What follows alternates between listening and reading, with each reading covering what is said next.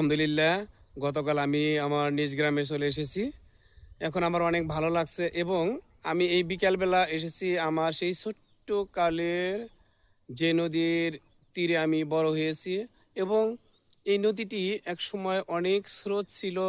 আর এখন যে জিনিসগুলো দেখতে পাচ্ছি এখানে দেখা যাচ্ছে এখন চর পড়ে গিয়েছে এবং সেখানে নানা প্রকার কুচুরিপানা দেখা যাচ্ছে। অথচ আমার ওই সময়ে দেখছি এইখানে নানা রকম বোরো ধান, আউশ ধানের চাষ করতো।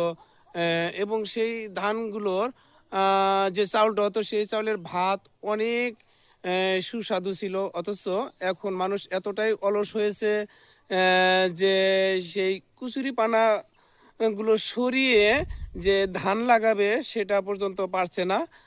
অথচ এইখানে একটু অলসতা দূর করে যদি তারা ধান লাগাইতো তাহলে সেই দিনের আউশ ধান অথবা আমন ধানে অথবা বুড়ো ধানের ভাত খাইতে পারতো। মানুষ অলসতার কারণে অভাবে মরে। যা হোক, আমি এমন একটা পরিবেশে এসেছি এবং মন খুলে আপনাদের সাথে কথা বলতে পারতেছি এবং এখানে দেখা যাচ্ছে যে অনেক ভালো একটা মনোরম পরিবেশ, কেউ নেই যাতে আমি যার কারণে আমি মন খুলে কথা বলতে পারতেছি।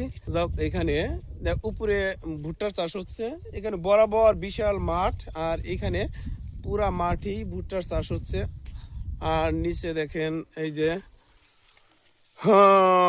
নদী, আর এই নদীটির নাম আমি ছোটকাল থেকে শুনে আসতেছি হলহেলিয়া নদী। এটা বইয়ের ভাষায় কোনো নদীর নাম আছে কিনা জানি না, তবে ছোটকাল থেকে শুনে আসতেছি নদীটির নাম হলহেলিয়া আর এখনো ওই নামেই পরিচিত আছে। যা হোক, আমার যেটা কথা, ভিডিও করতে হলে এরকম নীরব জায়গায় আসতে হয় যাতে মন খুলে কথা বলা যায়। আর এখানে আশেপাশে যদি কেউ দেখে সেটা আপনাকে নিয়ে বা আমাকে নিয়ে ক্রিটিসাইজ করতে পারে, কিন্তু মনোরম পরিবেশে একা কোথায় আসলে বা ভিডিও করতে আসলে সেখানে ক্রিটিসাইজ করার মতো কেউ থাকে না। পশ্চিম আকাশে পরন্ত বিকালে সূর্য অস্ত যাচ্ছে, দৃশ্যটা অনেক মনোরম। এদিকের পরিবেশটা অনেক ভালো। আমি কয়েক মাস আগে এসেও দেখেছি এখানে নৌকা ছিল, কিন্তু এখন এই মাত্র 2-3 মাসের মধ্যে সব শুকিয়ে গেছে। ওইখান দিয়ে তো হেঁটে যাওয়া যায় প্রায় হাঁটু পানির মতো, আর এখান দিয়ে তো দেখছি প্রায় শুকিয়ে গেছে।